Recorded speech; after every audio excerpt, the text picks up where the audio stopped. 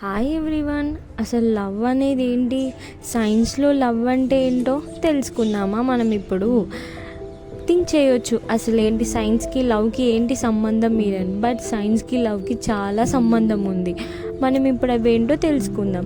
మనం ఎప్పుడైనా మనకి ఇష్టమైన వాళ్ళని చూసినప్పుడు మన హార్ట్ బీట్ అనేది చాలా ఇంక్రీజ్ అవుతుంది. ఎందుకంటారు?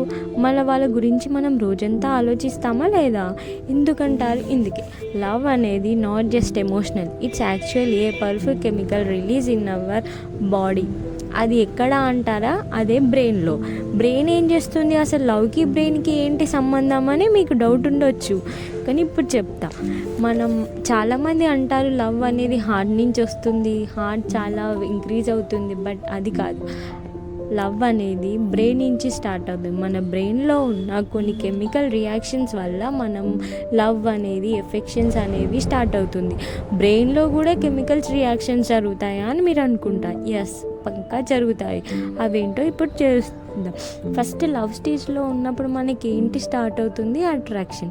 ఈ అట్రాక్షన్ దేనివల్ల స్టార్ట్ అవుతుందని మీకు డౌట్ ఉండొచ్చు. ఈ అట్రాక్షన్ డోపమైన్ ద్వారా స్టార్ట్ అవుతుంది. ఇదేం చేస్తుంది అంటే వాళ్ళ గురించి ఆలోచించడం, వాళ్ళతో ఉండాలనిపించడం, చిన్నగా start అయ్యేదే dopamine.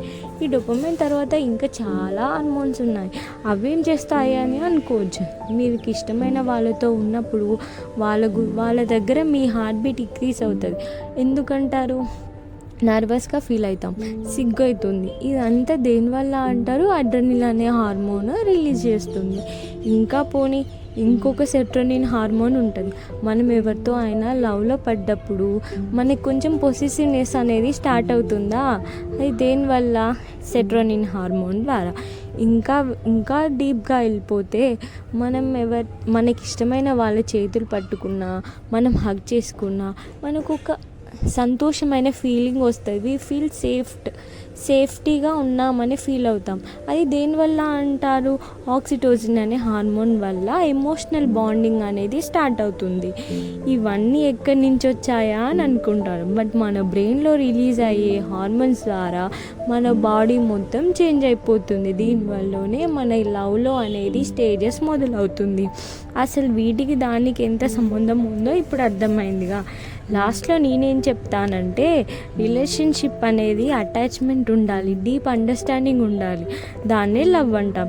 It is not just magic, it is not just destiny, it's our brain performing most powerful chemical inside that makes love even more beautiful. If you enjoy this video and want more psychological and science content, please don't forget to like and subscribe. See you next one. Bye.